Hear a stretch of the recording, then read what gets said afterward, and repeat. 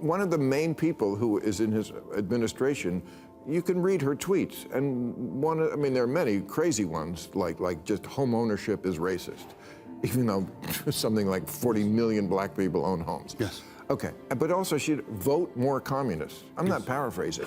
Yes. Vote more, and he stood by her. Yes. I mean, you don't have to read between the lines here. And the Democrats, my God, please find somebody who can lead. Gavin Newsom is out here in California. Out here in California. Pulling off in his own way what I think he wants to. He's being known more for trolling Trump on his podcast or with other interviews than what he's actually doing in the state of California. They think that's leadership because they don't have it.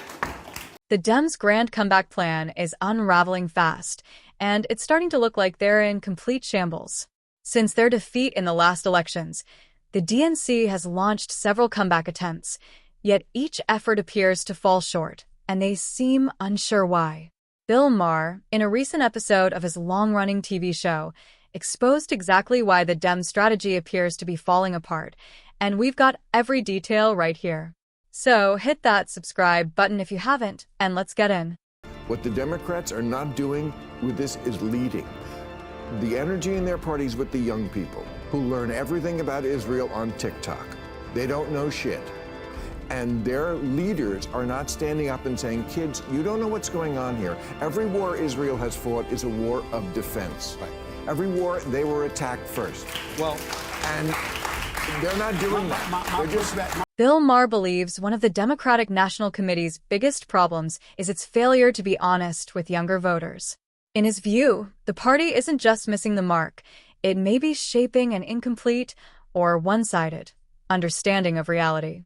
Maher argues that many young people are being guided by incomplete or misleading narratives, especially when it comes to history and global issues. He insists that if party leaders and influential voices within the DNC took the time to provide clear, balanced, and fact-based history lessons, the outcome would be very different. Young voters, he says, might be less likely to align themselves with certain organizations or rally behind causes without full context. Instead, they would develop a more grounded perspective, one rooted in context rather than emotion. For Maher, this isn't just a messaging issue, it's a credibility crisis that continues to push the party further off course. Would that to be with traditional and conventional Democrats? Let's have just a speck of empathy for them in this regard. You got a younger generation of progressive Democrats that pretty much are making their influence felt. And then you've got the old guard that are at the mercy of them. They want to maintain power. And you want to sit up, you got to receive votes. Look at what happened in New York City. No disrespect, but do we really think that Zohran Mamdani was the most qualified candidate to be mayor of New York City? Come on now, we know better. I'm wishing him well. I'm not being disrespectful. He's smart, he's sharp, he's quick on his feet. I'm not disrespecting him in any way. But he had never done anything. You got a governor, a former governor, who was a 3-term governor, coasting to his fort before the scandal hit. You boot him out of office. He's qualified to get your support. Exactly. Zohran Mani had done little, as Stephen Agues noted, to justify being elevated to the top of the ticket for the DNC in a high-stakes mayoral race. In contrast, Andrew Cuomo was widely seen as the more experienced and battle-tested option, someone who had already proven his leadership on a large stage before his ambitions were derailed by scandal. What's striking, however, is how quickly that scandal seemed to fade from the spotlight once Cuomo stepped down from office. The political energy shifted, the outrage cooled, and the conversation moved on. Yet, instead of returning to a seasoned figure, the spotlight turned to Mamdani, a far less established name in comparison to Stephen A. The contrast is glaring, raising serious questions about the party's decision-making, its priorities, and whether experience for 3 terms, en route to 4 to run the state. But you don't want to run in the city.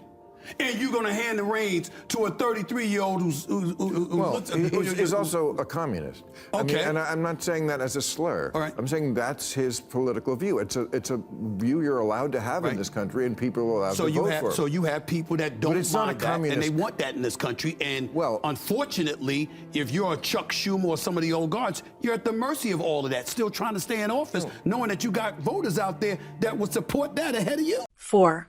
Critics argue that many young supporters within the DNC are increasingly drawn to ideas that resemble communism, largely because of how those ideas are being framed and presented to them. They say it's not necessarily a deliberate choice rooted in deep historical understanding, but rather the result of messaging that highlights ideals while downplaying real-world outcomes.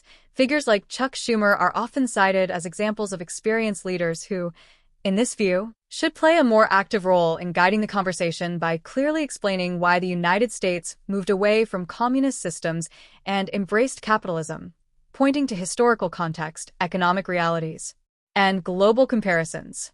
These leaders, critics argue, could provide younger voters with a more balanced perspective.